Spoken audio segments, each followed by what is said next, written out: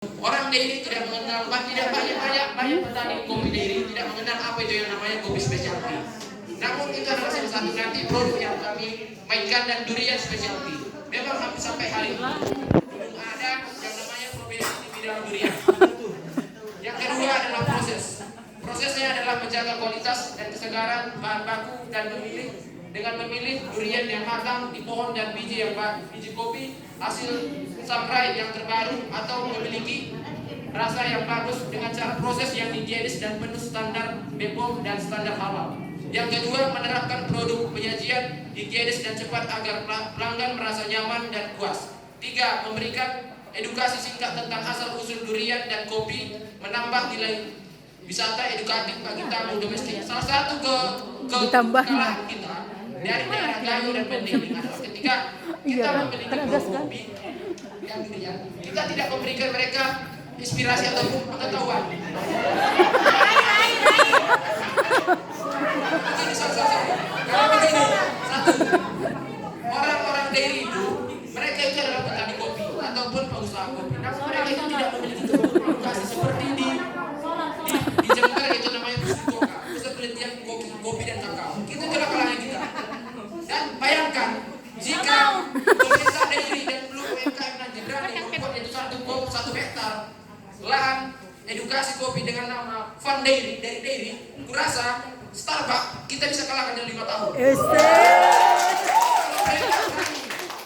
Ya ini aku bukan bicara utopia atau angan-angan. Durian Musang King sama montong itu hanya bisa kita kalahkan dalam jika kita pemerintah dairy berani membuat yang nama Fun Kopi Durian.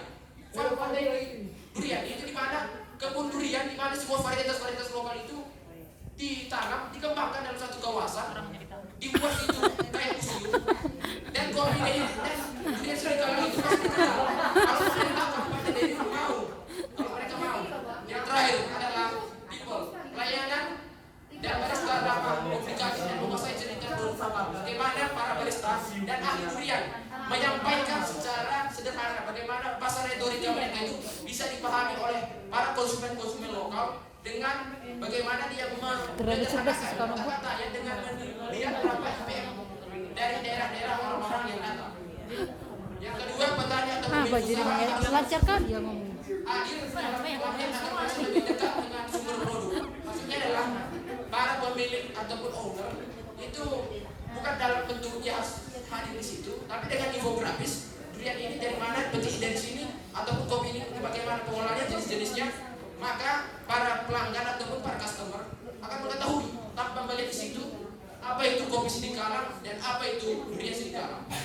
Dan memandu lokal ataupun para pelayan ataupun para lokal tour guide yang membantu tamu memahami budaya dan kisah di balik durian serta kopi khas dairy. Bagaimana para tour guide ini memahami apa itu kopi dan apa itu durian dairy. Bagaimana dia menjelaskannya dan bagaimana dia mengakulturasikan kebudayaan pak dairy dan kebudayaan kopi dunia. Karena apapun katanya, revolusi di dunia dimulai dari secangkir kopi.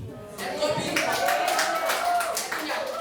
revolusi Prancis itu dimulai dari kopi yang berasal dari Belanda. Dan kopi itu berasal dari daerah Sumatera Utara, yaitu kopi dairy dan dairy mandairy. Astaga.